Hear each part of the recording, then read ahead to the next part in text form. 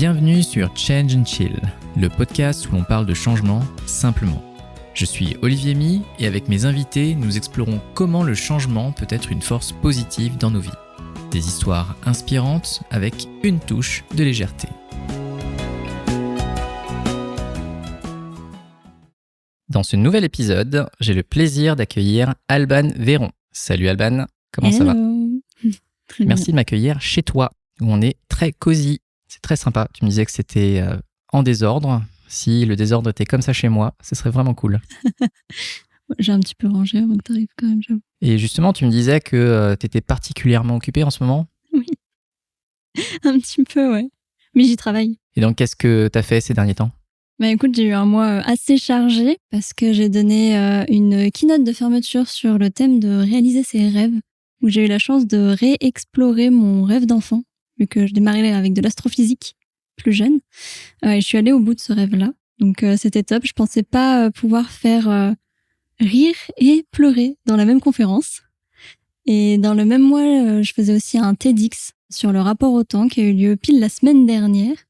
Et là, dans 3 jours, je fais la keynote d'ouverture d'Agile Grenoble. Voilà, donc quand on a le sujet du temps, ça fait réfléchir. Oui, moi j'ai le thème du changement, donc tu vois, je t'avoue que Voilà. j'ai l'impression que c'est à la fois très vaste et à la fois très précis. Et j'ai l'impression que probablement la manière dont tu étudies le sujet est à la fois vaste et précise. Mais c'est vrai que ça veut quand même dire que j'ai un honneur immense d'avoir un peu de temps avec toi. Ouais, attends, c'était la base quand même. Heureusement, moi je suis très contente et honorée d'être invitée sur ton podcast. C'est super. Et du coup, comme tu le sais et comme tu l'appréhendes, j'ai une première question pour toi, pour commencer, qui est, quand je te dis changement, qu'est-ce que ça t'inspire ? Oui, j'avais peur de cette question parce que, comme tu disais, c'est immense. Je pense qu'il y a plein de choses qui me viennent en tête quand tu dis changement. En fait, je le vois avec une forme de dualité, je crois. Parce que le changement, pour moi, il y a le changement dans lequel on a envie d'aller, qui nous donne envie, on se dit tiens, j'ai envie de changer telle chose pour telle et telle raison. Mais il y a aussi le changement parfois qui peut être subi, autant, je sais pas, par la vie, mais aussi dans nos organisations, enfin de plein de manières différentes. Du coup, je sens cette dualité. Donc dans un sens, ça me donne de l'énergie. Je me dis ah, chouette du changement. Et je pense que notre cerveau, il aime bien aussi tout ce qui est nouveauté. Donc le changement, il peut nous attirer, donner de l'énergie.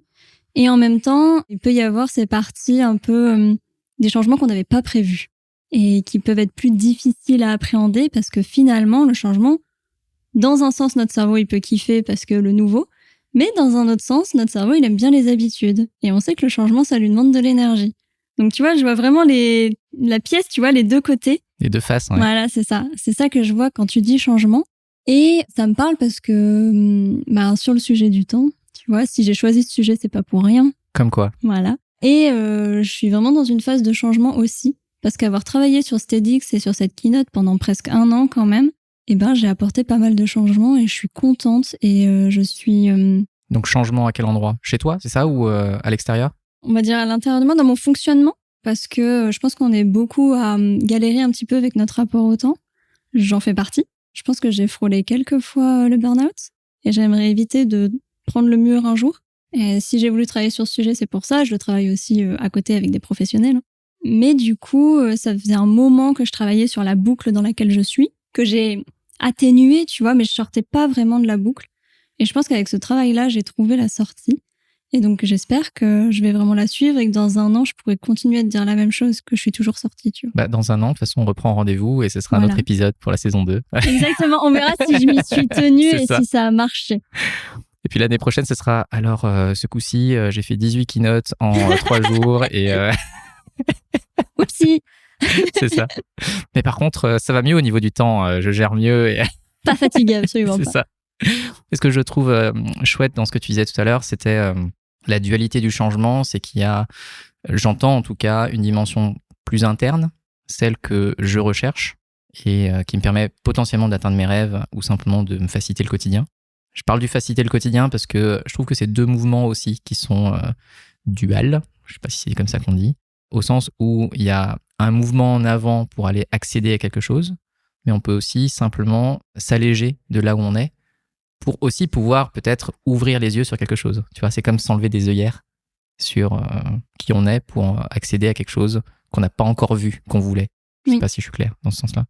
Donc ça, c'est le premier aspect que je trouve intéressant au sens interne. Et puis le changement subi dont tu parles, qui est plutôt le changement externe, qu'on n'attend pas, qui vient à nous surtout parce qu'on souvent on l'a pas demandé, mais qui souvent a un impact interne du coup. Parce que c'est un changement interactionnel qui fait que, par exemple, je te rencontre, toi aujourd'hui, on a discuté une seule fois en physique dans un bar à Aix-Marseille, et tout ce que tu me racontes m'apprend à moi plein de choses et finalement me transforme de l'intérieur d'une manière ou d'une autre. C'est beau ce que tu dis. En tout cas, c'est comme ça que je vois moi le changement, avec cette multiplicité d'internalisation, d'externalisation. Et ce que je dis souvent, c'est que les yeux, ça pointe vers l'extérieur, et quand on veut changer de l'intérieur, c'est souvent les autres qui nous aident à le faire. Oui, je suis d'accord. Il y avait un axe supplémentaire auquel j'ai pensé, tu vois, sur le changement intérieur. Si tu dis ça vient de l'extérieur, je pense qu'il peut aussi y avoir d'autres choses. Moi, personnellement, je vis avec une maladie chronique qui est évolutive. Et quand tu as dit changement, ça m'est aussi venu en tête parce que je sais qu'en fait, elle fonctionne par stade. Okay. Et quand on passe un stade, en fait, on doit faire un deuil de ce qu'on connaissait. En fait, mon corps pourra faire moins de choses, j'aurai plus de douleurs, etc.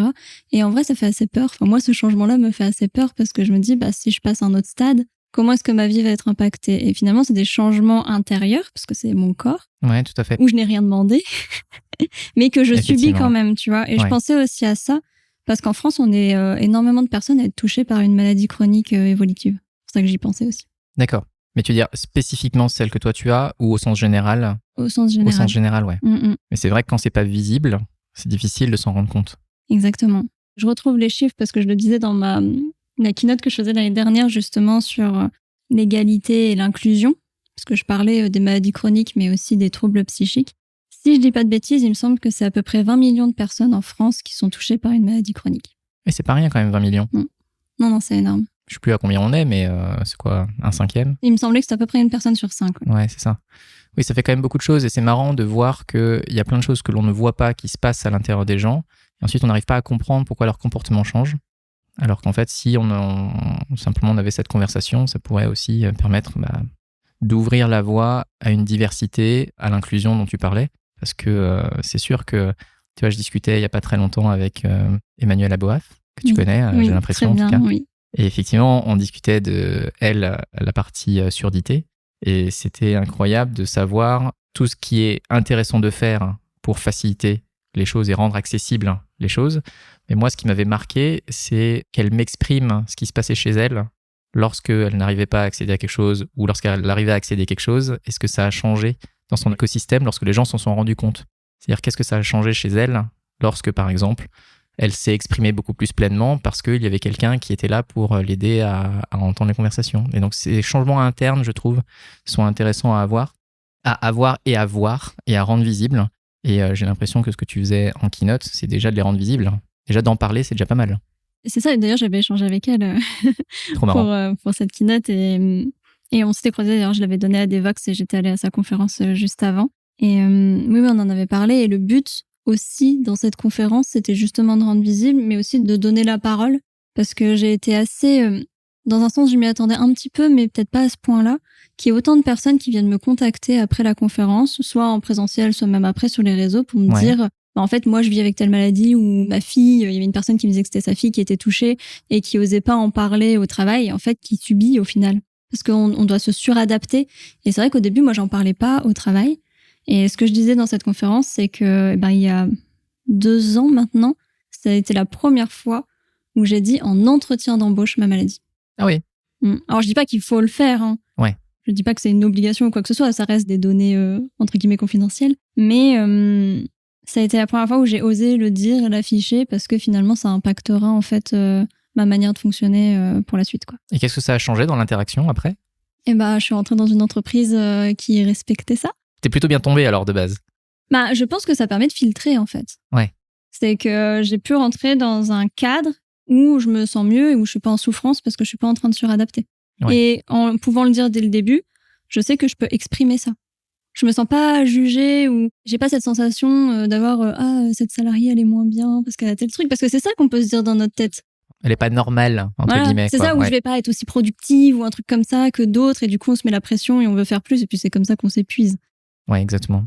Déjà, j'avais commencé à en parler d'abord dans l'entreprise et j'ai vu que plein de mes collègues étaient touchés de près ou de loin sur ces types de sujets. Pas que maladies physiques, mais je parle aussi de troubles psychiques. Donc ça aussi. Typiquement, tout ce qui est crise de panique. Quand j'ai commencé à en parler, je me suis rendu compte que plein de gens faisaient des crises de panique. J'étais pas du tout la seule, tu vois. Ça, c'était la première étape. Et petit à petit, j'ai réussi à aller jusqu'à en parler en entretien, quoi. Maintenant, je le cache plus. Tout le monde le sait. Non, mais je l'affiche même parfois en mission à des clients.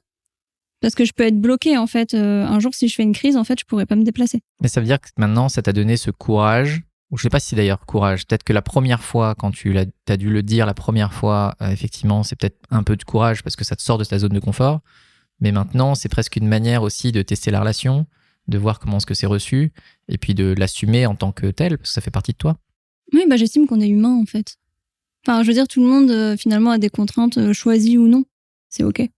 Mais c'est marrant parce que ça veut dire qu'aujourd'hui, tu donnes de la voix à quelque chose qui était muet, entre guillemets, parce que tu le mettais pas en exergue.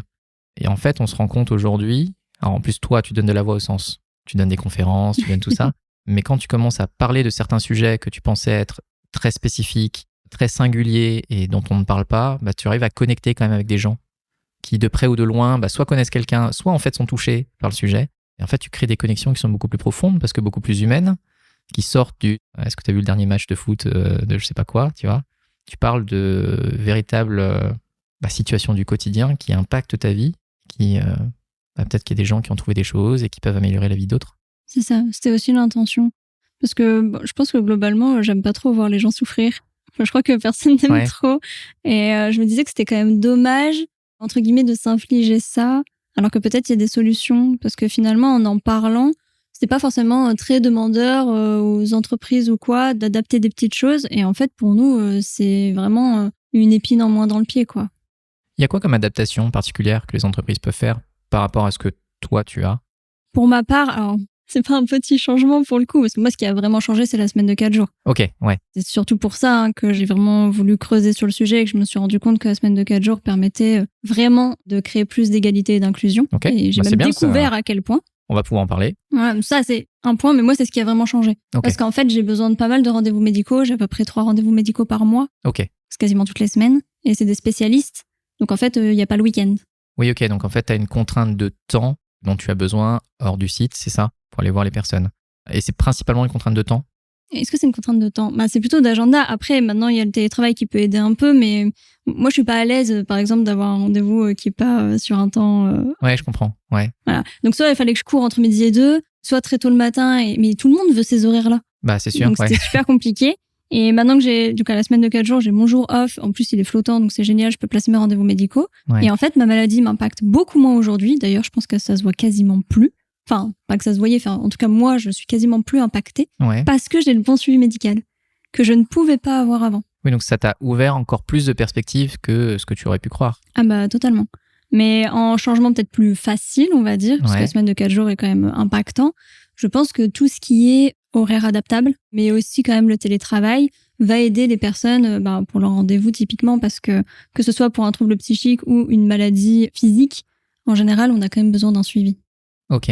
Donc oui, c'est moins matériel au sens physique du terme, mais c'est vraiment cet aménagement pour te permettre d'avoir cette liberté d'aller te faire suivre aux bons endroits au bon moment, quoi. C'est ça. C'est pour avoir les bons rendez-vous.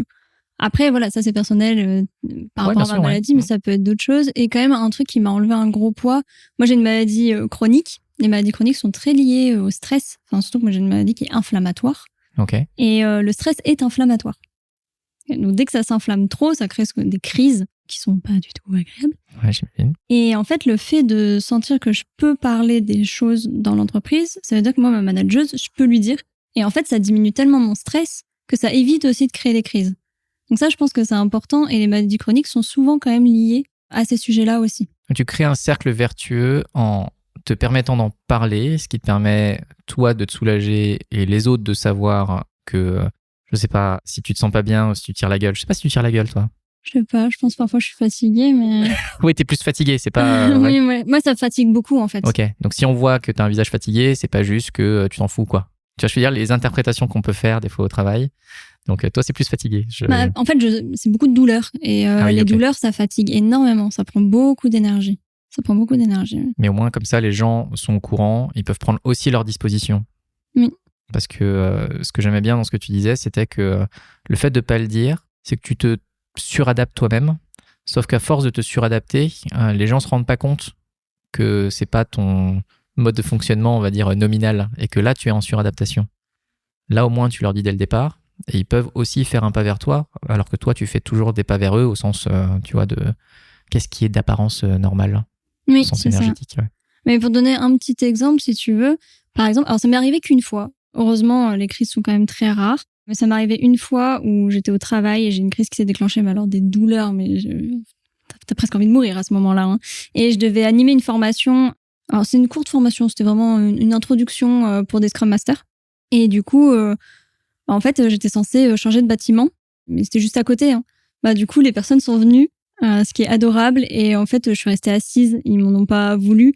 Mais en fait, je pouvais pas tenir debout. J'étais incapable en fait d'aller prendre l'ascenseur et d'aller jusqu'à eux parce qu'il fallait que mes médicaments fassent effet et que là, Oui, d'accord. j'avais extrêmement mal.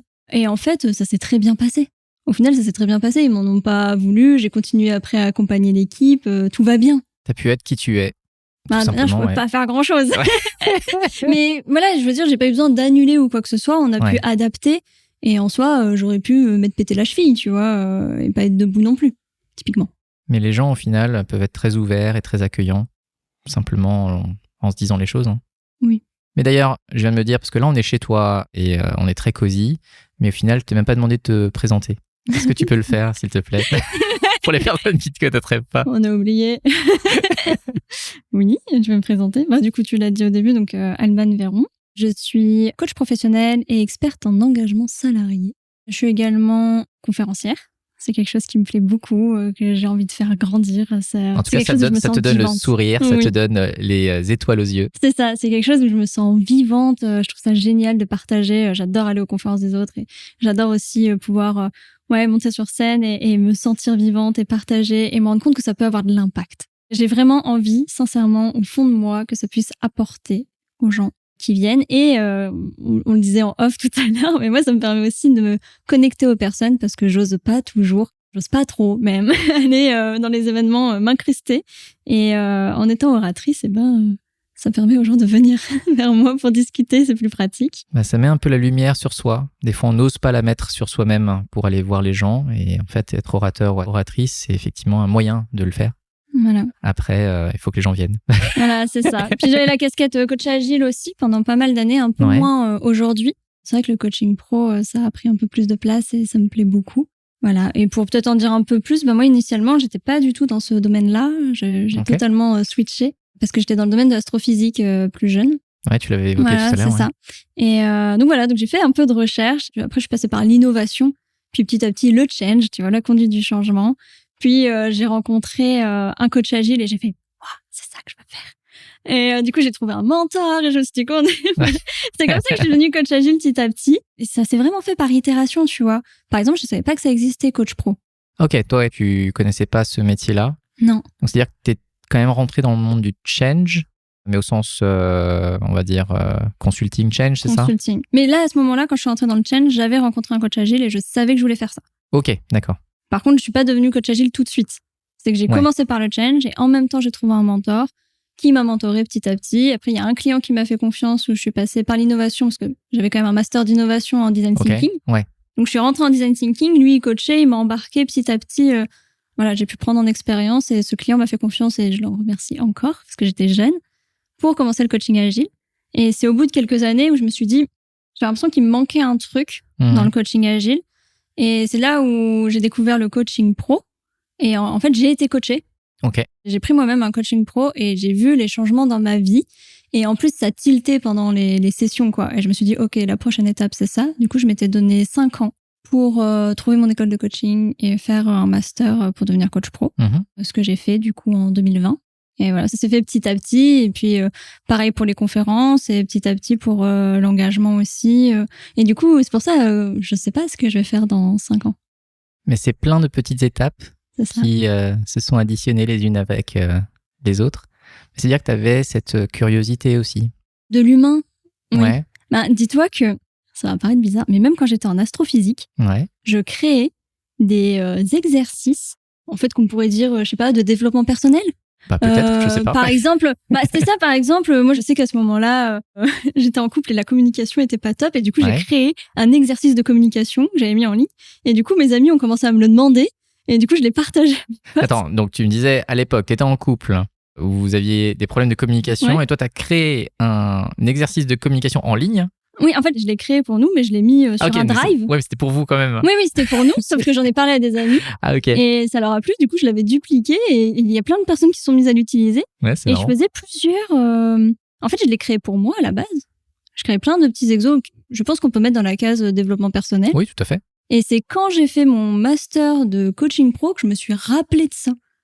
Alors qu'à ce moment-là, je faisais de l'astrophysique. Je travaillais sur la formation des étoiles. Oui, bah effectivement. Bah en fait, c'était quasiment la même chose. Si métaphoriquement on prend l'image, c'est que toi tu aides à former des étoiles, des nouvelles étoiles. Oui, je pense qu'on rayonne. Mais de manière, j'ai un podcast aussi qui s'appelle Pouvoir d'étoiles, c'est pas pour rien. C'est pas pour rien, tu vois. Il y a plein de choses qui s'alignent du coup. Oui, on peut continuer loin comme ça. Mais oui, c'est ça. Moi, je pense que chaque personne rayonne à sa manière et c'est ça que je trouve beau.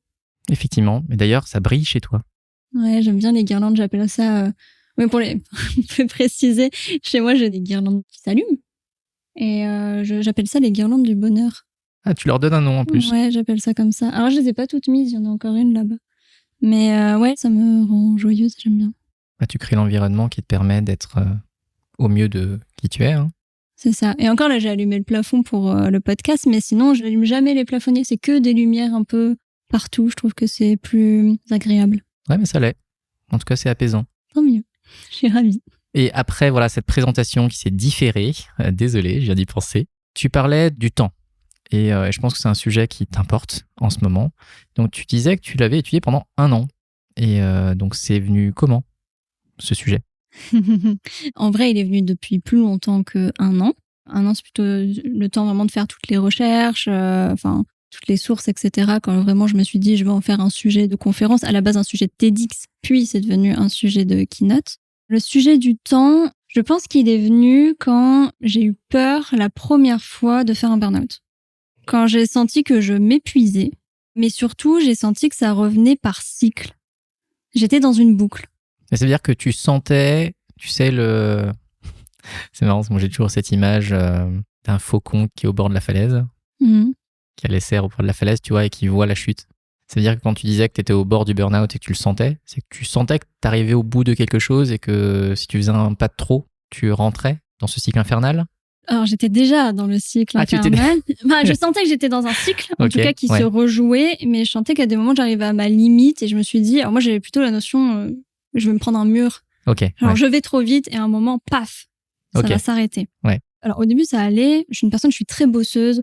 En plus, moi, quand j'étais en astro, j'ai eu toujours l'habitude de travailler jusqu'à minuit tous les jours. Je travaillais le week-end. En astrophysique, il y avait pas, les gens prennent pas vraiment leurs vacances. Mais le rythme, au jour le jour, était différent de ce que j'ai connu après dans le privé, en entreprise. Ouais. Pas la même charge mentale, etc. On bossait vraiment beaucoup. Mais je sais pas comment dire, c'est quand même un peu différent. Mais n'empêche que, en plus, j'ai fait prépa, etc. Donc, ça faisait quand même depuis mes 17 ans que je bossais vraiment beaucoup sans vraiment avoir de vacances. Donc, quand on est jeune, j'imagine que c'est peut-être plus facile, mais au bout d'un moment, c'est fatigant. Ouais. Et quand j'ai démarré en entreprise, j'ai continué un peu sur le même rythme finalement. Alors, je bossais pas jusqu'à minuit, j'ai quand même diminué, mais je pense que je m'étais un peu fatiguée.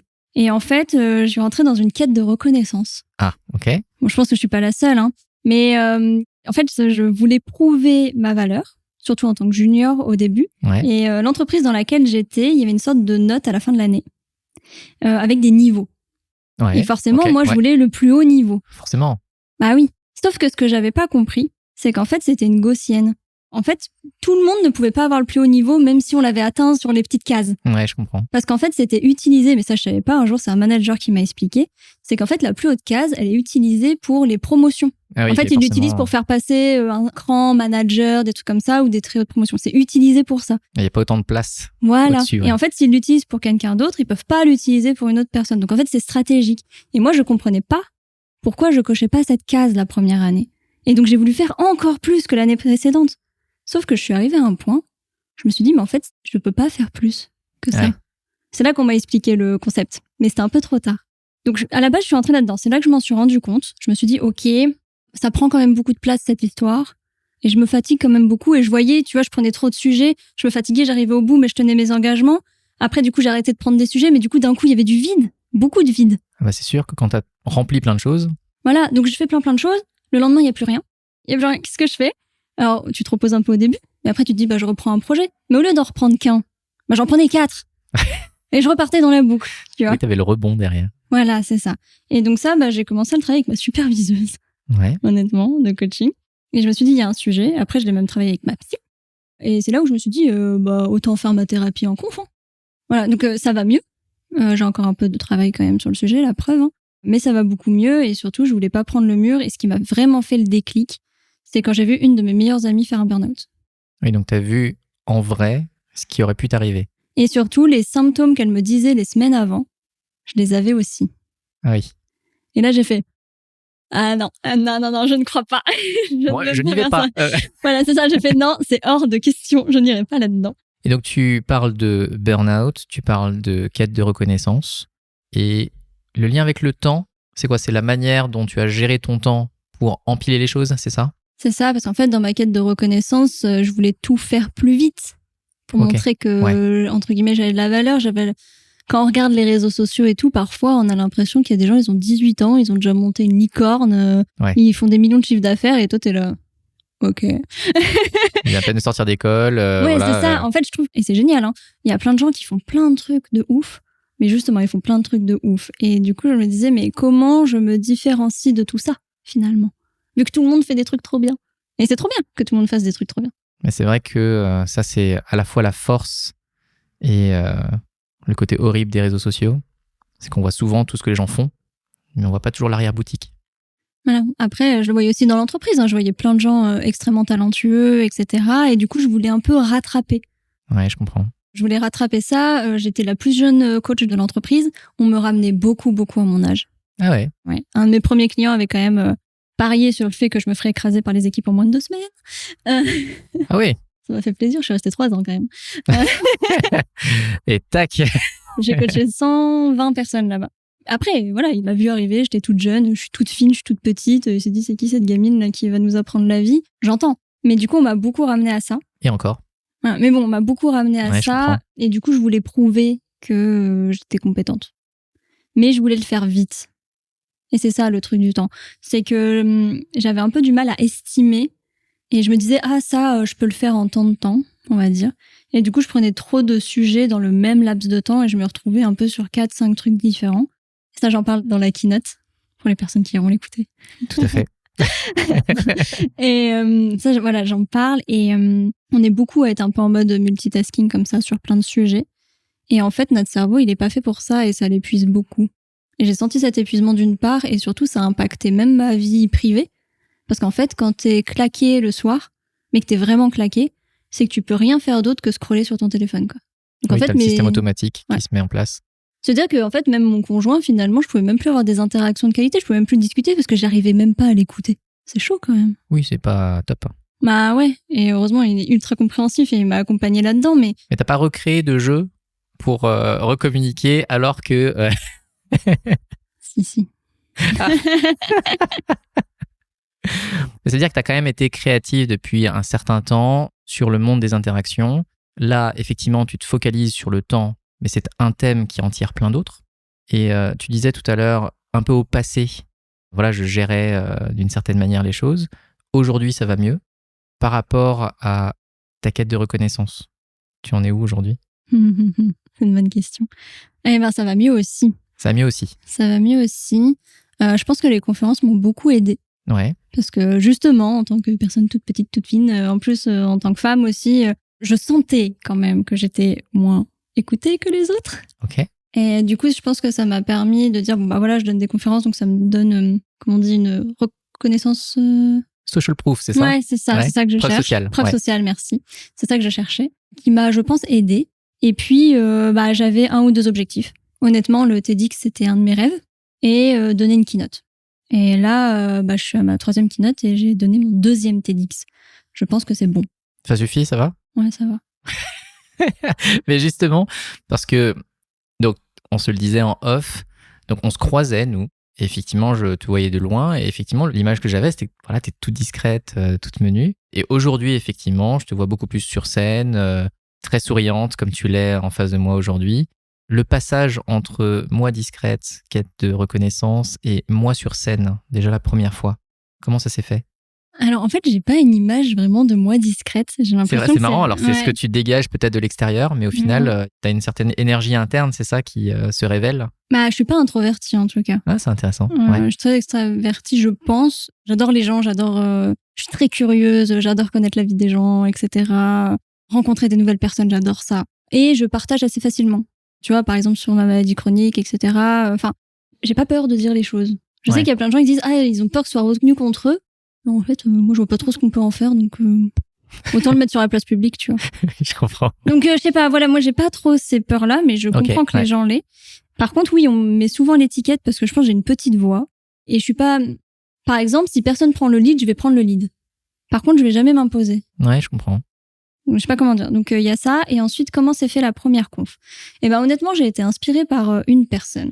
Ok. Qui s'appelle Fabrice Liut, avec qui j'ai eu la chance de donner une conf d'ailleurs plus tard. Et j'étais allée le voir sur le Design Sprint à Agile Grenoble, justement. Et là, je me suis dit, waouh, je veux essayer de faire ça. Donc, je me suis mis en quête de faire ça. Au début, j'ai été refusée, comme je pense pas. Non, il y a des gens qui sont pris du premier coup, tant mieux. Moi, je me suis fait refuser. Je me suis bien fait refuser au début. Et les premiers Agile Tour qui m'ont fait confiance, c'est Agile Toulouse et Agile Bordeaux. Le premier, je l'ai donné à distance pour Agile Toulouse. Ça veut dire que c'était période Covid. Yes. Ouais, parce que la distance, c'était pas trop habituel avant. Ouais. C'est ça. Alors, j'en avais donné en interne entreprise. Okay. Et j'en donnais quand j'étais en astro, parce qu'on a des colloques. Et on fait des présentations d'équipe, etc. Mais c'est pas ce que j'appelle conférence. C'est vrai que c'est pas pareil quand, par exemple, t'es formateur ou quand tu es, j'allais dire conférencier, c'est pareil. Mais au final, quand tu donnes un cours, je pense que c'est pas pareil. Alors, c'est pas un cours, c'est quand même de la présentation. Mais c'est pas les mêmes événements. Après, si la toute première conférence, c'est quand même à l'Agile Experience. Et ça, c'était un événement qu'on avait créé. Enfin, on était 3 à le créer quand j'étais encore à CGI. Okay. Je sais pas s'il faut citer, mais... c'est fait, donc... Ouais. Oui, dans tous les cas, c'est un événement qui revient, c'est un événement interne d'entreprise, quoi. Ouais. Pas interne, avec des clients, mais qu'on avait créé. J'ai eu la chance après de le mettre au niveau France, donc j'étais très contente. C'est ça qui m'a beaucoup épuisée aussi. Et c'est là que j'ai donné ma première conf. Mais c'était moi qui créais l'event, donc c'était facile d'être oratrice dedans. Ouais. Mais ça a été mes premiers pas.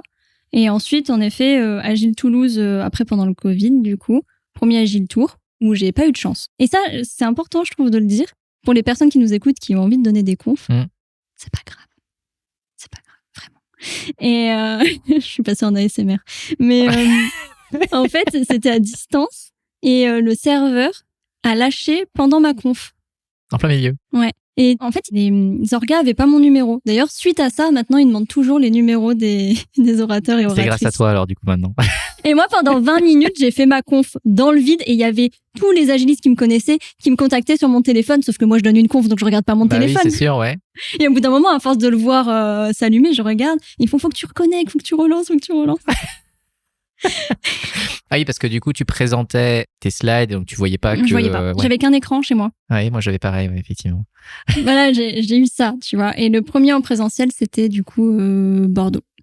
Ouais, qui m'ont fait confiance, c'était donc top. Ça, plutôt 2021, 22. Je pense que c'était juste après, on avait encore tous les masques et tout. Oui, donc c'était je sais pas si c'était 2021, je me rends pas compte en fait à partir non, c'était pas 2020, mais fin d'année, parce que Agile Bordeaux, c'est en fin d'année. Ah oui, effectivement, c'est fin d'année, ouais. Mais après, est-ce que déjà on avait repris le physique? Il y avait une partie à distance et une partie présentielle. C'est que c'était un nombre réduit dans la pièce et les gens étaient aussi connectés à distance. Donc c'était hybride et c'était un atelier sur les croyances. Ah ouais, laisse tomber quoi. Ouais.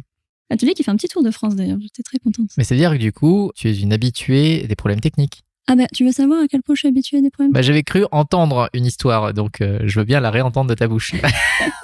Pour les personnes qui nous écoutent, sachez que ce n'est pas grave. Regardez, je suis toujours là. Maintenant, j'ai plus peur de prendre des bides sur scène. Je me dis, si ça plante, c'est pas grave parce que c'est pas grave. Voilà. Je serai toujours là après. Et au final, c'est rigolo après. Bon, faut pas faire non plus un malaise sur scène, tu vois. Là, c'est moins drôle. Oui, c'est moins drôle, ouais. Mais s'il y a un truc qui plante, ça plante. Et ça m'a appris justement à lancer des trucs. Tu vois, là, pour la keynote, je vais tenter des trucs. Si ça se trouve, personne va réagir et tout le monde va rigoler. Tant pis, c'est pas grave, j'aurais essayé, tu vois. Et tu auras marqué les esprits. Voilà, exactement. Puis ils se diront, ah, c'est la meuf qui a essayé de faire un truc, ça a pas du tout marché. Pas grave, au moins j'ai essayé. Et Je te raconterai un truc après alors. Ok. Dis-toi que pour le TEDx, le premier que j'ai donné, Ouais. alors c'est beaucoup de travail, un TEDx. Hein. C'est quand même 7-8 mois de. Enfin, genre, tu bosses à fond, quoi. Ouais, c'est un vrai travail professionnel, quoi. Ouais, gratos, hein. Sur mon temps personnel. Ouais. Que j'avais donné justement sur la flexibilité et l'authenticité au travail. Et j'étais la première à passer. C'est bien ça. Donc, j'ouvrais le TEDx. J'ouvrais le TEDx. Et donc, on avait fait tous les tests techniques, etc. Tout va bien. Je monte sur scène, je démarre. Le début, ça se passe bien. Et là, d'un coup, un bruit atroce. Mais pas les trucs Arsène, machin, là, je sais pas comment ça s'appelle. Ouais. Non, vraiment, un bruit super fort, horrible. On éteint les micros, ça continue. Ah oui. Donc un bruit fort aussi. Ouais, un bruit super fort. Et Okay. c'est pas mon micro, c'est pas le micro de la présentatrice. Ils ont dû vider la salle, tout débrancher et tout rebrancher. C'est-à-dire que tu avais commencé quand même? Oui. Ouais. Ouais, j'avais donné à peu près 4 minutes sur les 15. Non, un petit peu moins, peut-être 3 minutes. C'est à peine tu commences à être lancé, tu sais, tu sens que tu commences à avoir ta présence sur stress, scène et tout. Et oui. C'est un TEDx, ça fait 9 mois que tu bosses ton truc, t'as un essai et après c'est sur YouTube. Et la chaîne TEDx, c'est je sais plus combien de millions d'abonnés. T'as envie que ce soit bien, c'est ce qui va rester. Bah c'est sûr, ouais. Du coup, ils remplissent la salle, machin, ils me remettent mon micro et tout. Sauf qu'on refait pas de test. Et là où ils ont voulu faire trop vite, c'était qu'ils ont oublié de régler mon micro. Première phrase, je bondis ainsi que toute la salle tellement c'est fort. Mais moi-même, j'ai sursauté. Tout le monde a sursauté. Je me suis dit, génial. Et en fait, ils ont réglé pendant mon passage. C'est-à-dire que ça monte, ça descend, ça monte, ça descend. Et moi, je regarde les orgas en mode, est-ce que je m'arrête? Et c'est ça qu'il y aura sur YouTube. Je suis ravie. C'est pas encore le cas? Non, normalement, ça devrait bientôt arriver. Ça fait 2 mois qu'on me dit que ça va arriver. Normalement, ils sont censés le mettre en ligne avant janvier. Bah, tu seras connue pour celle qui s'est adaptée en même temps. Flexibilité, authenticité, c'est ça, non? Ouais, c'était ça. J'espère que ça se verra pas trop. Après, les orgas ont été honnêtes avec moi. Ils m'ont dit que je le verrais sur la vidéo. Mais c'est un peu dur quand t'as passé autant d'heures à réciter. Bah, surtout quand le problème, si je puis dire, ne vient pas de toi. C'est-à-dire que c'est tout l'environnement qu'il y avait autour de toi. Mais forcément, ça a eu une influence sur qui tu es. Et c'est comme ça. Mais du coup, j'en ai fait un deuxième. Au moins, c'était pour compenser. Tu dis, allez, maintenant, j'y retourne. Bah, en vrai, c'était aussi un peu... Je voulais qu'il y en ait un bien, quoi. Par contre, faire 2 TEDx dans la même année, je recommande pas. Ah oui, bah, j'imagine, oui. Parce que du coup, j'ai fini le TEDx et 3 semaines après, j'ai commencé le travail pour celui d'après. Ah oui, d'accord. Ouais, non, peut-être qu'un jour, moi, j'en ferai un. Tu sais, je me suis posé la question, je me dis, tiens, j'aimerais bien en faire un. Mais il s'avère que beaucoup des conférences que je fais sont pas forcément issues d'un travail à moi, mais c'est plutôt des choses qui m'ont inspiré et du coup, je le prends et en fait, j'en refais une vision, une adaptation. Mais souvent, c'est le cœur du travail de quelqu'un. Et peut-être qu'un jour, je travaillerai sur la question. Tu peux. C'est très particulier comme exercice, par contre, c'est ultra riche. Alors, faut aimer, aimer ou pas. Hein. Moi, j'ai pas ultra kiffé mon deuxième... le passage en lui-même, j'ai pas kiffé mon passage sur scène. L'expérience finale, tu veux dire? Voilà, c'est ça. L'ensemble. Alors, la journée était géniale parce que tu vois les autres orateurs et oratrices, ils ont des parcours mais exceptionnels. Quand tu suis tous les TEDx du coup de la journée, tu ressors ultra inspiré et ça crée un petit groupe super sympa, quoi. Ouais, donc ça, c'est trop cool. Tu fais partie de l'expérience en plus, donc ouais. Ah, et ça, c'est ultra intéressant. Par contre, moi, j'ai pas kiffé mon passage sur scène. Ah ouais. C'est pas comme en conférence où tu vois, je kiffe le moment. Là, t'es sous pression. En plus, là, je voulais vraiment qu'il n'y ait pas de problème cette fois-ci. J'étais fatiguée de tout ce mois-ci, quoi, qui était bien intense. J'ai pas réussi à apprécier. J'ai fait l'exercice. Et c'était combien de temps? Alors, un TEDx, c'est moins de 18 minutes. C'est moins de 18 minutes, ouais, d'accord. Sinon, c'est à supprimer. Ok. Oui, c'est un exercice qui est pas évident. Ouais, hein. Et le mien, il a fait normalement 16 minutes. Normalement. À peu près. Bah, c'est chronométré. Hein. Je crois qu'il a fait 16-20, quelque chose comme ça. Non, c'est marrant parce que moi, j'ai fait l'exercice... Je sais pas si tu avais vu passer Boost Your Inspiration, là. Et c'est un exercice de 7 minutes.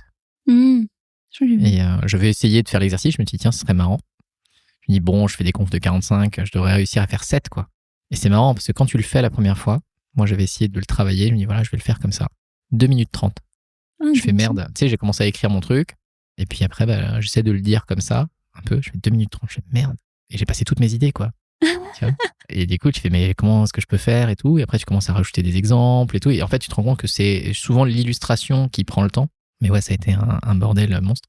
Mais en tout cas, le fait de faire 7 minutes, je trouve que c'est un exercice qui est intéressant par rapport à 45 minutes. C'est-à-dire que 16 minutes aussi, c'est sympa parce que du coup, tu mets moins de contenu. Mais ça veut dire que ce que tu mets est beaucoup plus fin, beaucoup plus essentiel.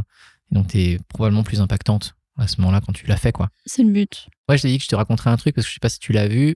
l'année dernière. Ouais, je crois que c'est ça. J'arrive plus à me souvenir des dates maintenant, je suis fatigué. Mais j'ai fait une keynote à Niort, qui est un sujet actuellement que je partage beaucoup sur la simplicité. Et en fait, j'ai bugué pendant la session. Et donc, c'est une de celles qui est enregistrée et qui est partout et que je partage parce que du coup, voilà, c'est celle qui était en keynote. Et c'est assez marrant parce que, alors c'est pas marrant pour moi fondamentalement sur le moment, mais voilà, moi quand je suis mal à l'aise, je rigole, donc c'est pas, ça se voit pas forcément sur le moment. Mais en gros, j'ai essayé de faire une phrase, parce que moi j'aime bien les phrases, tu sais, où des fois tu utilises les mêmes mots mais dans un sens inversé, etc. Et quand je le faisais en répétition dans ma tête ou avec d'autres personnes, ça passait sans problème. Et je sais pas pourquoi, ce jour-là, quand j'ai commencé à faire ma phrase, au milieu de la phrase, j'ai bugué. Je me suis dit, mais est-ce que je dis les mots dans le bon sens ? Oh non, je vois. Et du coup, en fait, j'ai essayé de recommencer 3, 4 fois. Mais, et c'est là que je trouve que c'est intéressant par rapport à ton expérience de, voilà, les problèmes techniques, ça arrive, voilà. C'est qu'en fait, ça a créé une connexion avec la salle. Ça veut dire que c'était un moment qui était à la fois dur pour moi et à la fois super enrichissant parce que, bon, j'ai toujours pas réussi à faire la phrase, hein, donc j'ai passé. Mais ça a créé une sorte de richesse et de lien avec les gens qui fait que, du coup, bon, j'ai passé, hein, j'ai continué. Mais à la fin de la session, j'ai réessayé. Parce qu'il y a des gens qui m'ont dit, bon alors la phrase c'était quoi et tout. Et j'ai réessayé, j'ai encore raté. Il fallait pas cette phrase en fait. Voilà, mais du coup, je la fais plus maintenant. Mais ce qui est intéressant, c'est qu'il y a plein de gens qui sont venus me voir après. Du coup, là, il y a un peu plus de gens qui sont venus me voir, mais qui m'ont demandé si je l'avais fait exprès. Parce que l'effet de ne pas dire vraiment une phrase et en fait de simplement la rater, je pense que les gens y ont plus réfléchi que si je l'avais dit.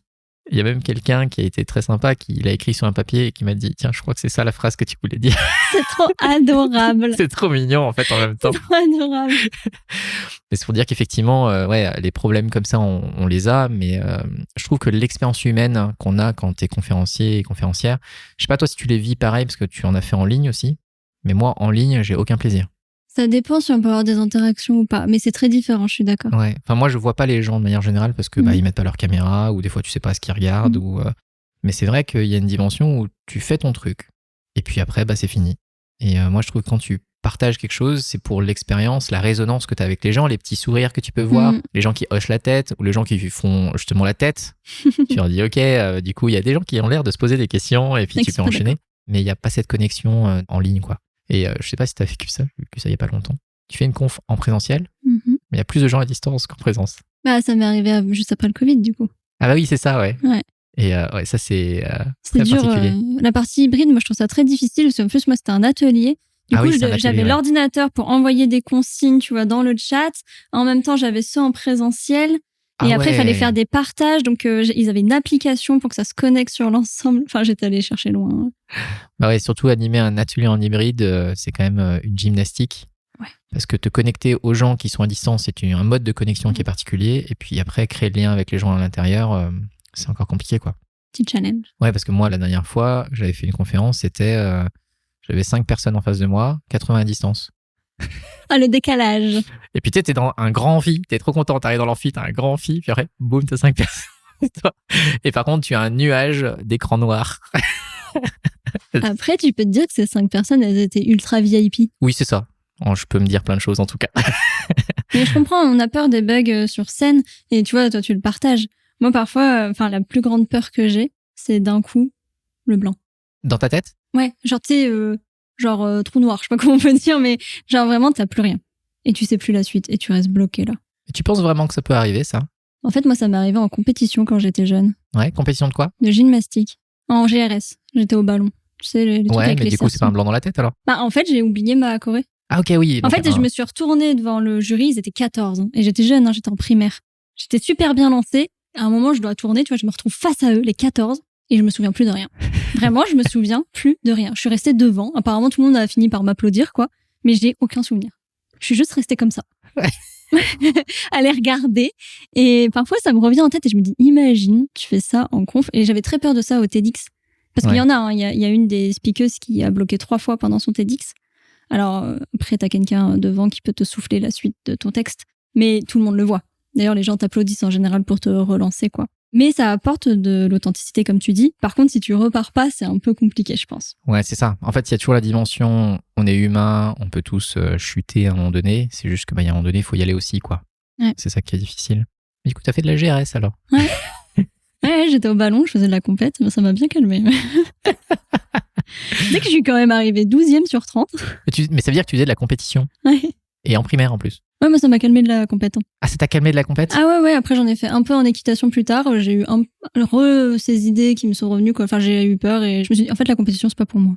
Alors, qu'est-ce que tu as fait comme sport différent? Parce que là, tu me parles de GRS, tu me parles d'équitation. Déjà, ça n'a rien à voir. Ah oui, j'ai fait pas mal de sports. Mais les sports que j'ai fait le plus longtemps, j'ai fait énormément d'équitation. Ok, ouais. Mon papa avait un cheval, j'ai grandi avec cette ok. jument. Donc, je me réveillais le matin, elle se réveillait aussi, tu vois, dans le champ à côté. Ouais. Ouais, je la voyais allongée, se réveiller. Je trouvais ça trop bien. Elle avait le même âge que moi.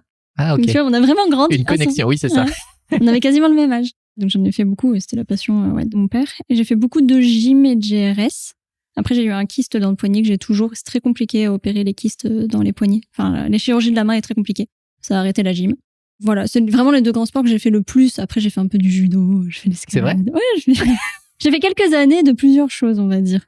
Mais c'était ça. Après, je fais de la muscu plus tard. De la muscu? Ouais, je fais de la muscu. C'est bien. Ouais, tu lèves des choses ou? Ouais, c'est ça, ouais, sur des machines, quoi. Ouais. Et c'est toujours ce que tu fais? J'en ai beaucoup fait, puis il y a eu le Covid, ça a fermé. Ouais. Moi, je payais toujours ma salle de sport.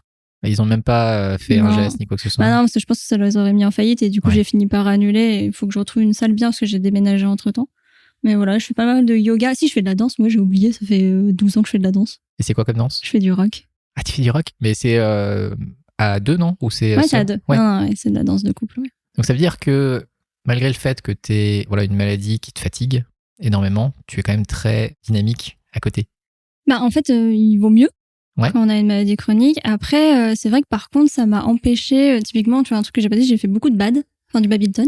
Et j'adore ça. Ouais. Et bah, tu vois, je me suis pas inscrite en club parce qu'après, t'es dans une équipe et souvent, t'es plus ou moins un peu obligé d'être quand même pas en compétition, mais tu vois, tu fais quand même des tournois et tout. Et en fait, j'ai trop peur d'être absente et de pas être assez solidaire avec l'équipe. Et ça, par contre, j'ai plus du tout fait de sport d'équipe comme ça ou de groupe parce que je veux pas avoir ça en responsabilité. Il y a une sorte d'engagement de ta part vis-à-vis d'un collectif. C'est ça. La salle de sport ou le yoga, j'y vais quand je veux. Et si ça tu vas embête pas, personne. c'est ton problème. Ouais, voilà, c'est ça. Ouais, je comprends. C'est trop marrant parce que moi, je fais du bad. Ah, mais oui, je crois en plus, je le sais. Je suis mauvais, mais effectivement, j'adore ça. Et je suis pas très sport de raquette, tu vois, mais en général. Moi, j'étais très arts martiaux, tu vois. Ça vient avec toute la culture, peut-être. Mais c'est vrai que les raquettes, ça a jamais été trop mon truc. Je trouve ça très marrant. Donc c'est marrant, comme quoi. Ouais. C'est trop bien. Bon, un de ces jours. Grave. Alors, j'ai dû perdre en niveau depuis. Hein. Bon, c'est pas grave, moi j'en ai pas particulièrement. Petite, les gens ils me smatchent là, ils sont trop méchants. Ils sont trop méchants. Non, mais parce que je joue surtout avec mon copain, il fait 1m90, moi je fais 1m58. Du coup, il peut me smatcher de super haut comme ça. Oui, bah effectivement, oui. Bon, encore ça va, t'es peut-être pas trop grand, peut-être que j'ai une chance. Non, je suis pas particulièrement grand, non. Mais je garde ça en tête, en tout cas. Ok. Bah, je vais rebondir sur l'engagement, parce que tu disais que tu étais coach en engagement salarié, c'est ça? En engagement salarié, oui. Tu peux nous en dire un peu plus sur ça?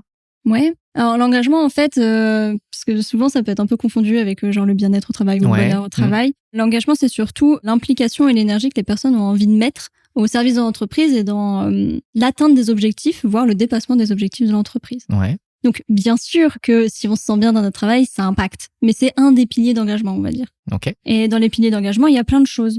On peut autant avoir les locaux. Tu auras la reconnaissance dedans. La reconnaissance, pareil, c'est un éventail. Dès que tu prends un levier, tu as un éventail derrière, hein, tu vois. Ouais. Tu vas avoir aussi tout ce qui est management. Je pense que c'est un sujet qui est important. Effectivement. Tu vois, tout ce qui est équilibre. On peut appeler ça pro-perso, mais bon, je vais mettre une grosse case équilibre, en fait. Justement, quel est le rythme qui est induit par l'entreprise. Gestion du temps, du coup. Voilà, gestion du temps et à l'intérieur. Donc, tu vois, il y a plein d'axes, en fait, d'engagement qui fait que les personnes ont envie de s'investir pour l'entreprise. Et ça va dans les deux sens.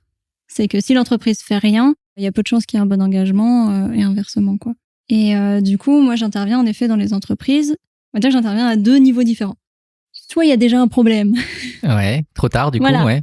Soit il y a déjà un problème et en fait, je fais des audits d'engagement et ça permet de comprendre qu'est-ce qui bloque, qu'est-ce qui va pas, de donner vraiment la parole à tout le monde. Donc, c'est vraiment une étude. Moi, j'ai fait un peu dans mon master, j'ai fait 1 an de sociologie. Alors, je suis pas sociologue, hein, c'est pas une étude sociologique, mais je me base quand même là-dessus. Donc, ça reste quand même une étude sérieuse, quoi. Et ça permet de comprendre les leviers d'engagement qui bloquent et de mettre des choses en place. Ces audits, ils peuvent être faits aussi à d'autres moments, même quand ça fonctionne bien, parce que parfois, on ne sait pas ce qui fait que ça fonctionne bien. Ouais. Et parfois, on change un truc et paf, on a fait tomber la pyramide alors qu'en fait, ça fonctionnait bien, mais on ne savait pas que c'était ça qui fonctionnait bien. Donc, il y a cette partie-là. Et après, il y a des entreprises qui vraiment investissent dans l'engagement. Et là, je viens sur un peu plus longtemps pour vraiment créer une stratégie d'engagement.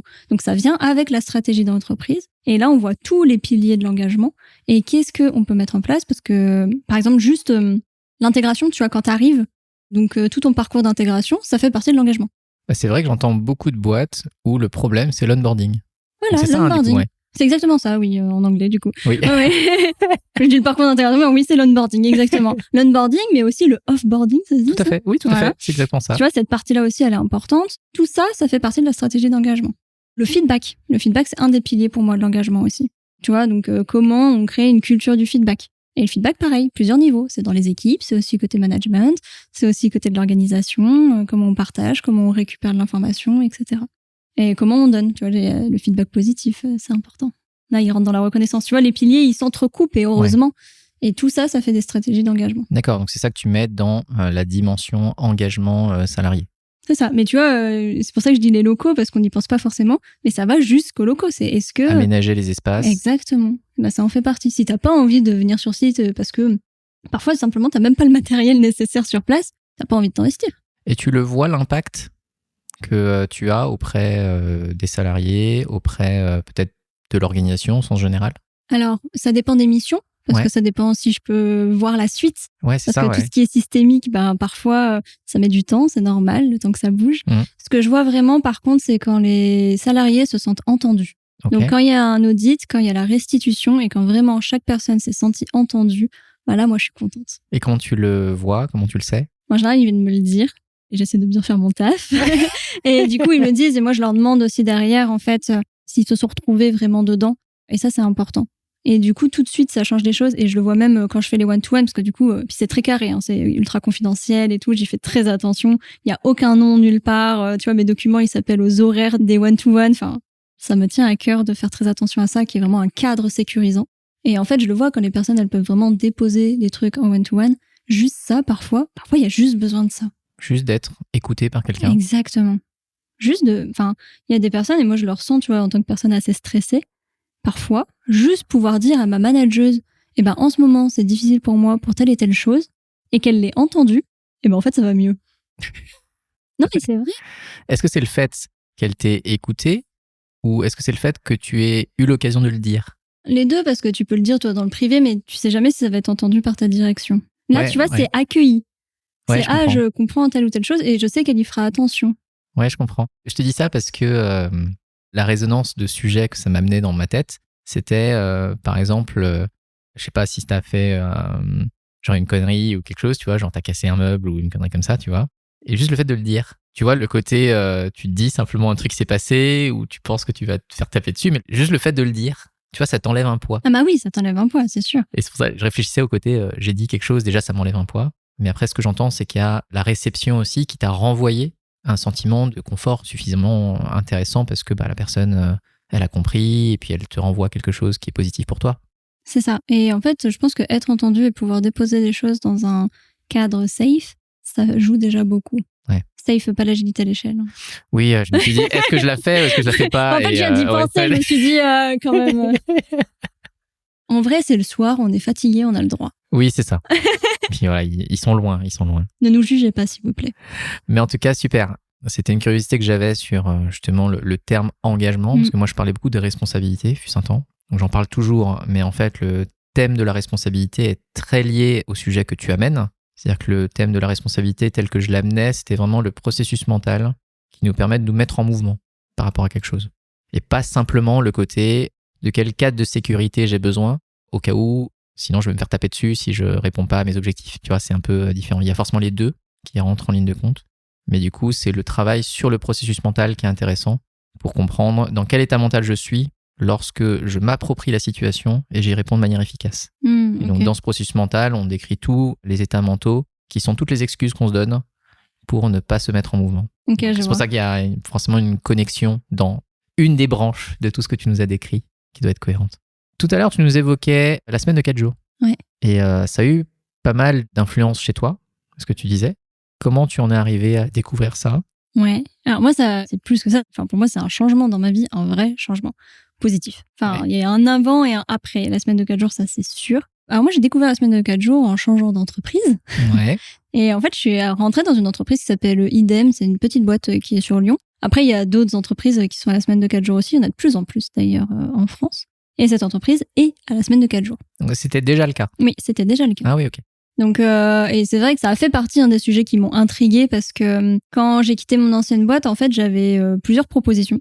Et honnêtement, des propositions qui étaient très tentantes. Mhm. Et en fait, cette proposition, elle est arrivée en dernière. Et je me suis dit, waouh, est-ce que je fais d'un coup, je tourne, tu vois, parce que j'étais un peu embarquée. Enfin, ça a un peu remis en question mon choix à ce moment-là. Alors, il n'y a pas que ça. Donc, il y a la semaine de 4 jours et puis tout ce que j'ai évoqué sur la bienveillance et le fait d'avoir pu poser les choses vraiment. Enfin, pour moi, c'est très différent. Et donc, oui, donc idem à la semaine de 4 jours. Mais en plus de ça, parce que la dirigeante, en fait, elle, ce qu'elle souhaite derrière, c'est vraiment la flexibilité pour les personnes. Ce que je me rends compte, parce que maintenant j'ai étudié la semaine de 4 jours, c'est que tout le monde ne met pas la semaine de 4 jours pour les mêmes raisons. Ok. C'est que moi, la semaine de 4 jours, elle me tient à cœur dans un souci d'égalité et d'inclusion. Pour, du coup, la CEO d'IDEM, c'est surtout cette partie flexibilité. Et j'ai interviewé d'autres DRH et CEO d'autres entreprises à la semaine de 4 jours qui pouvaient avoir d'autres raisons. Il y avait des personnes, c'était plus, je pense à une entreprise où c'était beaucoup pour permettre aux personnes de s'impliquer dans des associations. Parce que c'était une entreprise très orientée sur la partie climatique.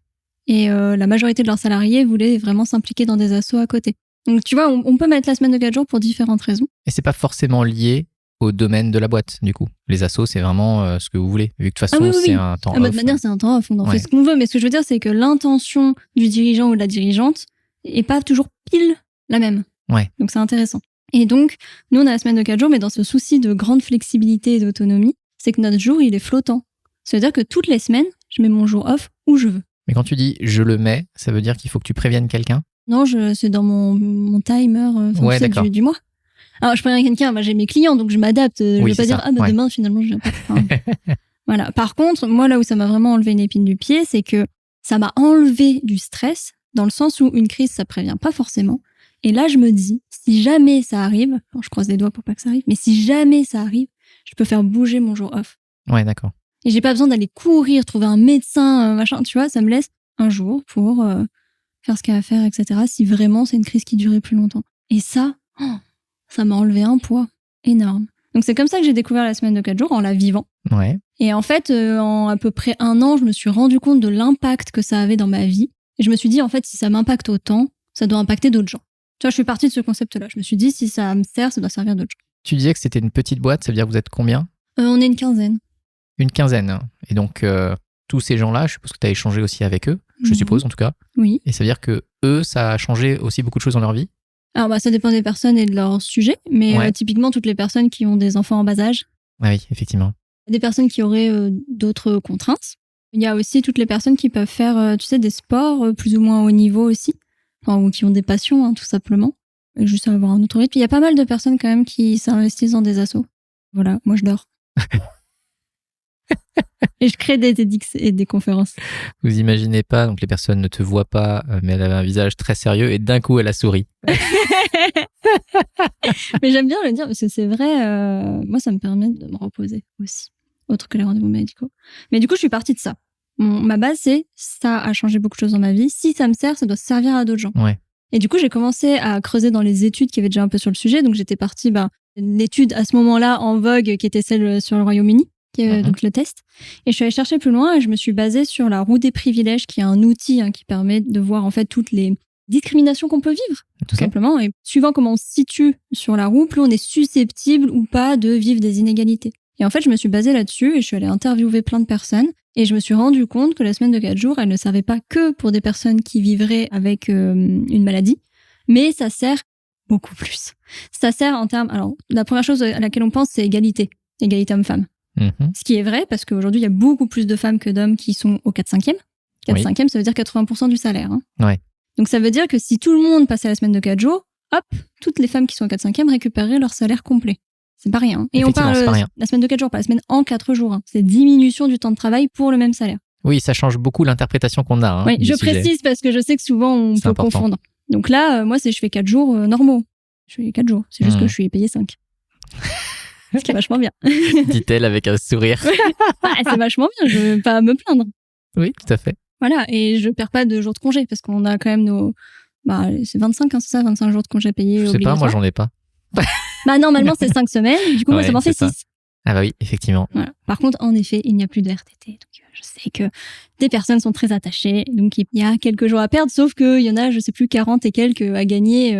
C'est ça. Après, il y a un équilibre dans les deux. Moi, je préfère. Voilà.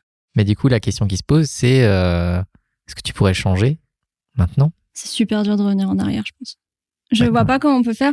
Quand, pour la keynote, du coup, j'avais donné l'année dernière, j'ai interviewé je sais plus combien de personnes, pas mal de personnes. Ouais. Et j'ai interviewé des personnes au 4/5e et des personnes à la semaine de 4 jours. Les deux. Okay, deux profils, parce que j'avais pas assez de personnes à la semaine de 4 jours à contacter. Je comprends, oui. Et les deux, et j'ai demandé aux personnes si elles pouvaient revenir en arrière. Personne.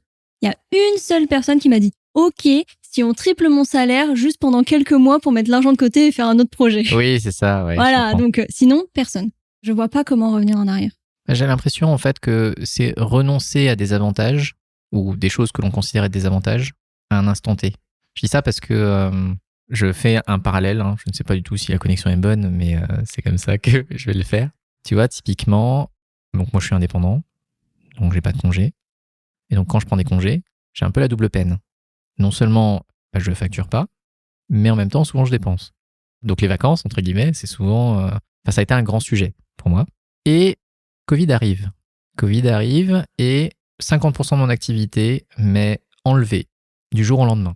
Et bien évidemment, moi qui ai tendance à prendre de l'avance et donc à pas du tout avoir de trous ou ce genre de choses-là, ou avoir de la chance de pas avoir de trous, je veux dire ça, là j'ai rien, tu vois, parce que ça m'est enlevé. Et en fait, c'est là que j'ai découvert ce que c'était que d'avoir de l'espace, même si j'avais de la rémunération en moins. Tu vois, ça veut dire qu'en fait, c'est quelque chose qui m'a été imposé, mais c'est là que j'ai développé les choses qui sont au cœur de qui je suis aujourd'hui. Mais parce que ça m'a été enlevé, tu vois, d'une manière un peu brutale, mais ça m'a permis d'apprécier cet espace que ça m'a ouvert qui, n'est pas forcément financier, mais qui aujourd'hui, tu vois, le thème de la responsabilité qui est vraiment au cœur de ce que je fais, c'est là que je l'ai enfin creusé. La première fois que je commençais à me filmer pour monter une formation en ligne, c'est là que je l'ai fait. Il y a plein de trucs comme ça que j'ai testé à ce moment-là parce qu'on m'a enlevé ce truc-là de manière assez brutale. Et je me dis que les personnes qui sont en 5/5e aujourd'hui, peut-être que c'est pareil. Si on leur dit, voilà, maintenant tu vas faire l'expérience, on t'enlève 20% de ton salaire potentiellement et tu vas tester le 4/5e avec les moins 20% du coup. Teste ce truc-là et vois ce que ça donne. Et je pense que lorsque les gens ont commencé à le faire et voir les intérêts autres que financiers que ça peut leur apporter, peut-être que ça va pouvoir peut-être les aider à aller dans cette direction-là. Moi, c'est comme ça que je le vois, quoi. Je me dis aujourd'hui, tu vois, j'ai cette tendance à me dire, il y a les besoins financiers et il y a plein de choses qui ne s'achètent pas et qu'on peut vraiment vivre lorsqu'on a du temps. Tu vois, c'est toujours ce jeu entre le temps et l'argent, je trouve qu'il n'est pas évident à gérer, quoi. Mais là, tu me lances sur 2 sujets différents parce que d'une part, il y a le sujet du temps et du vide qui est le cœur du sujet de la conférence que je vais donner dans 3 jours. Et d'autre part, tu parles sur la partie argent. L'intérêt quand même que je vois de la semaine de 4 jours, donc où tu gardes ton salaire complet, en termes d'égalité et d'inclusion, c'est que tout le monde ne peut pas perdre 20% de son salaire. Et que dans la roue des privilèges, les personnes que j'ai pu interviewer, c'est notamment des personnes qui sont aidantes. Il y en a plein en France aussi. J'ai interviewé une maman dont la fille a la mucoviscidose. Et elle doit l'emmener chez le médecin, chez un spécialiste, je crois que c'est tous les mardis, c'est très précis, etc. Et elle a dû passer au 4/5e. Donc quand tu dis aidante, c'est avec personne à charge, c'est ça? C'est ça. En fait, les aidants, ça peut être pour des enfants, des membres de sa famille.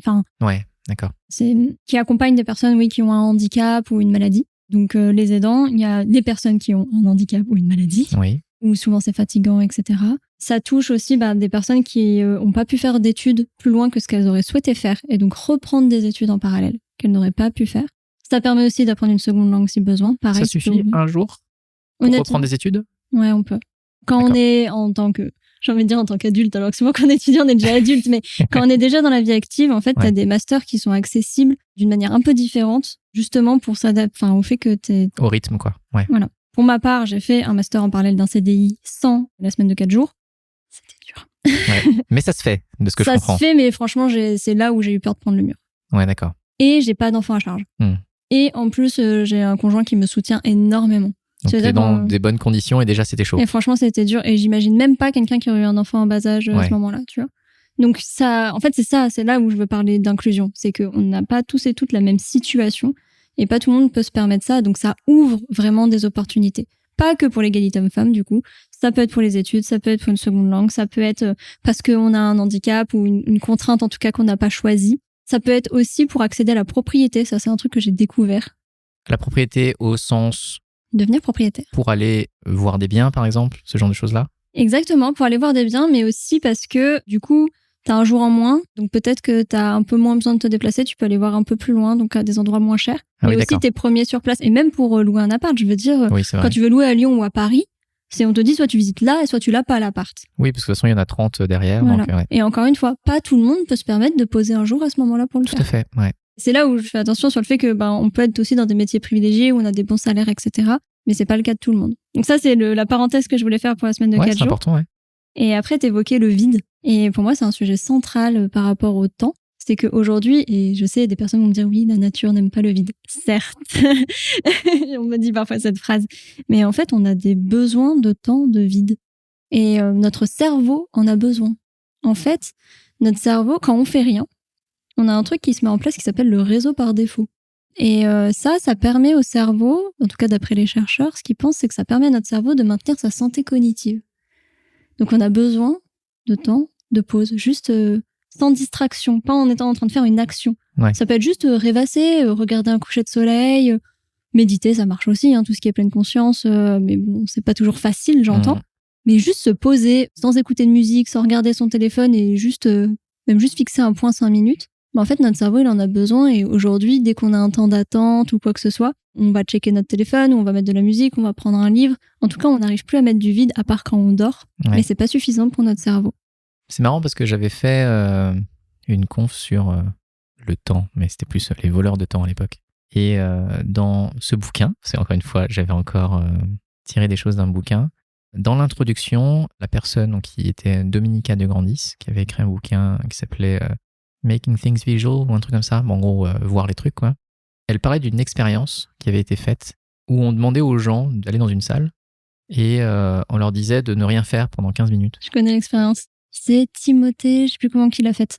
Et en tout cas, moi, de ce que j'avais retenu et que j'avais trouvé fou, parce que j'ai lu un petit peu l'étude, donc c'est un peu caricaturé, mais il y a quand même de ça à l'intérieur, c'était qu'on donnait aux gens une petite manette. Et donc, quand ils appuyaient dessus, ils s'envoyaient une décharge électrique qui était suffisamment désagréable pour que ce soit marquant. Et que, en fait, beaucoup de gens ont préféré se donner une décharge que de rester sans rien faire, quoi. Et que c'était trop dur pour eux de 10-15 minutes, je crois. C'était pas plus que ça. C'était 15 minutes. 15 et en minutes, fait, ils ont trié les personnes. C'est ça, je l'ai lu en entière l'étude. Ouais. Au début, elle était dans ma conf et j'avoue, je l'ai enlevée. Donc, comme ça, les personnes qui vont écouter Non, mais c'est l'auront. intéressant, ok. C'était qu'en fait, ils ont trié les personnes. Ils ont gardé dans l'étude uniquement les personnes qui ont dit qu'elles seraient prêtes à payer pour ne pas recevoir de décharge électrique. Ah ouais. Et ouais, ils ont gardé ces personnes-là. Et en effet, ils étaient dans une chambre. Donc en vrai, ils pouvaient, genre, s'ils voulaient faire des pompes, ils pouvaient faire des pompes. Ah ouais, ok, d'accord. Enfin, c'est ce que j'ai compris de l'étude. Ouais. C'est juste, il y avait pas de distraction de livres, de musique, de téléphone. Il fallait juste rester 15 minutes. Et la seule distraction qu'il pouvait y avoir, c'est de se donner des décharges électriques. Ouais, c'est ça. Et il y a des personnes qui ont même appuyé plusieurs fois. Ah oui. Parce qu'on peut se poser la question, mais quand j'avais lu l'étude, je l'avais lu avec un ami qui me disait, oui, mais peut-être que moi, par curiosité, j'aurais appuyé une fois. Ouais. Mais il y a des personnes qui ont appuyé plusieurs fois. Donc, mais pour chasser l'ennui. Ouais, c'est ça. Donc, en fait, on sait plus vraiment faire. Et tu vois, dans ma conférence, je propose aux personnes de faire l'exercice de 5 minutes de vide. Alors, il y a des petites tactiques pour le faire. Tu vois, tu peux te reconnecter à tes sens. Voilà, tu vois, la respiration qui ralentit, ressentir un peu les choses. Et je vois, quand j'en parle, que les gens ils se disent « Ouais, 5 minutes, facile. » C'est long, Mais faites-le. Ouais. Faites-le et on en reparle. C'est pas si facile, 5 minutes. Par contre, ces 5 minutes font la différence pour notre cerveau. Non, mais c'est énorme. Hein. C'est énorme parce que moi, je me rappelle une manager que j'accompagnais qui avait cette tendance à m'embarquer dans son rythme de respiration. Tu vois, elle était très stressée. Elle venait très stressée pendant 1 heure, 1 heure et demie. Moi, j'étais là à me dire... Voilà, tu parles beaucoup plus vite que le rythme que moi j'ai. Et on discute pendant la session. Et à la fin, je vais dire, je vais vous demander juste une chose. C'est vous allez juste prendre 10 inspirations et expirations. Mais vous allez jusqu'au bout. C'est la seule chose que je vais vous demander de faire. En entière, les respirations, En s'il entière. vous plaît. Et c'est marrant de voir... c'était une bonne élève, tu vois, donc elle fait ce que je lui demande. Et c'était intéressant de la regarder. Parce que quand on fait l'exercice, tu vois par exemple entre la 1 et la 5, tu sens que l'exercice est forcé. Tu le sens au niveau du visage, au niveau de la respiration. Et après, tu sens qu'il y a un relâchement. Il y a quelque chose, en fait, qui se fait. Et après, qu'on a reparlé juste après, c'était plus la même personne. Et c'est ça. Et c'est pas long, hein. Enfin, c'est quoi? C'est 30 secondes, du coup, 10 respirations à peu près. Et c'est vrai que là, je te rejoins tout à fait. Et c'est dur de le faire. Ouais, C'est-à-dire c'est ça. que c'est facile de le dire aux gens. Après, de le faire, c'est pas pareil. Mais de temps en temps, ralentir. Et en effet, ça peut être la respiration. Ça peut être quand on mange. D'un coup, te dire, je prends un petit peu plus de temps. J'apprécie. Voilà. Quand on marche, on peut ralentir un petit peu. Et juste ces petites choses-là, faites l'expérience. En tout cas, moi, je me rends compte que d'un coup, ça enlève un peu de stress, en fait, parce que on laisse un peu plus le corps. Et ça vaut ce que ça vaut, mais en tout cas, moi, ce que j'ai mis en place de mon côté, au cas où ça puisse servir des personnes, c'est la cohérence cardiaque. Ouais. C'est des respirations qui sont en fait 5 secondes d'expiration, 5 secondes d'expiration. Où en fait, vraiment, on remplit d'abord le ventre et ensuite le haut de la cage thoracique. Et inversement, après, quand on expire. Donc d'abord le haut et puis après le bas. Et je le fais pendant 5 minutes. Et en fait, moi, je fais ça tous les matins au réveil. Et ça fait 4 ans que je fais ça. Oui, quand même. Il y a une bonne routine qui s'est installée. C'est ça. Il faut savoir que quand j'arrête de le faire, ça m'indique qu'il se passe quelque chose. Bah, typiquement, la semaine là, du TEDx, il y a des matins, je l'ai pas fait. J'étais un peu à la bourre, etc. Bah, Ouais. j'ai fait sauter le truc. Et là, je me suis dit, ce que je suis en train de virer, c'est mon bien-être. Déjà, c'est un bon indicateur. Ouais. Et vraiment, alors, moi, j'ai un trouble anxieux. Maintenant, je le dis ouvertement. Donc, je l'ai dit sur scène. Donc, maintenant, je peux le dire en podcast. J'ai un trouble anxieux. Donc, j'ai beaucoup, beaucoup d'anxiété. Et il faut savoir que depuis le collège, donc enfant, je fais des crises de panique, mais surtout, je fais des spasmes. C'est-à-dire que j'ai d'un coup extrêmement mal, ça me plie en deux. Oui, tu disais que ça avait aussi des douleurs physiques. Ouais, alors ça, c'est pas ma maladie. Ma maladie, c'est l'endométriose, c'est autre chose. Mais... Ah, ok, il y a autre chose. Ouais, moi, je cumule, sinon c'est pas drôle. Tant qu'à faire. Non, mais je comprends le côté où tu voulais au top. J'ai un corps en carton, j'ai accepté ce fait depuis longtemps. Mais disons que j'avais vraiment des spasmes qui me faisaient ultra mal tous les matins au réveil, parce qu'en fait, j'avais un pic de stress quand je me réveillais, sauf le week-end, évidemment. Ouais. Et depuis que je fais la cohérence cardiaque, je n'en ai plus. Voilà. Ça a vraiment un impact sur le niveau de stress. C'est impressionnant. C'est génial. Mais en tout cas, merci pour ce partage et j'espère que essayez. Beaucoup de personnes essaieront et moi-même, je tenterai d'essayer. Honnêtement, alors faut attendre des résultats au bout de quelques semaines. Ouais, faut faire 2-3 semaines pour commencer à vraiment avoir les résultats. Ça arrive assez vite quand même. Il y a le temps de transition. Il paraît que c'est comme ça aussi quand on court, mais moi j'ai eu que la douleur.